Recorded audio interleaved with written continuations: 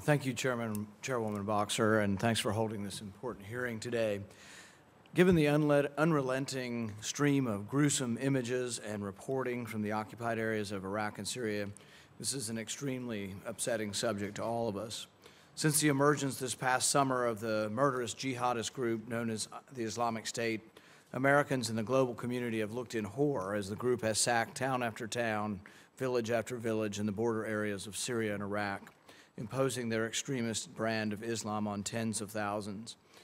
An obvious menace now, with tens of thousands of men under arms, the so-called Islamic State represents a clear threat to U.S. facilities and personnel in the region, but is much more than merely a threat now to those who have not or will not be able to flee to refugee camps or safer ground. The information we have learned from those remaining in the occupied areas who are trying to survive under the Islamic State paints a desperate picture. The stories these people tell, their firsthand accounts of the brutality and repression they have endured at the hands of these radical jihadists are gut-wrenching. In particular, the gentleman, Canon Andrew White, who's referred to as the Vicar of Baghdad, has described some unreal and really troubling stories. He describes 4 Iraqi Christian children who were all beheaded by the Islamic State. They were told, "Convert to Islam or die." His quote, ISIS turned up and they said to the children, "You say the words that you will follow Muhammad." The children, all under 15 years of age, said, "No, we love Yahshua," which is their word for Jesus.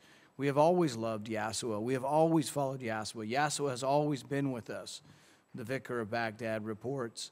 And at that point, they were condemned to death and their heads were chopped off.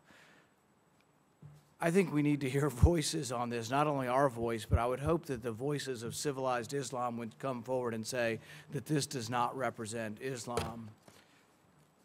I also do not wish it to go unmentioned that while I am and have long been fearful for the safety of those in Iraq, I'm also fearful for those in Syria. The Christians in Syria are on the opposite side of a war that we have supported rebels fighting against and with folks who have actually caused atrocity against Syrian Christians as well. So I think the civil war over there is quite messy. While I think we do need to intervene at this point, I am concerned that some of our intervention and some of the arms that have gone into the Syrian civil war have actually been counterproductive and have supported those in Syria who have committed some of these atrocities, if only inadvertently. The Islamic State jihadists are terrorists, and they are particularly savage in their methods. They commit atrocities, yet they have not only committed virtually all of the very worst atrocities one can imagine, they have committed them repeatedly and utterly without remorse. I hope this hearing will strengthen the world's resolve to combat these atrocities. Thank you, Madam Chairwoman.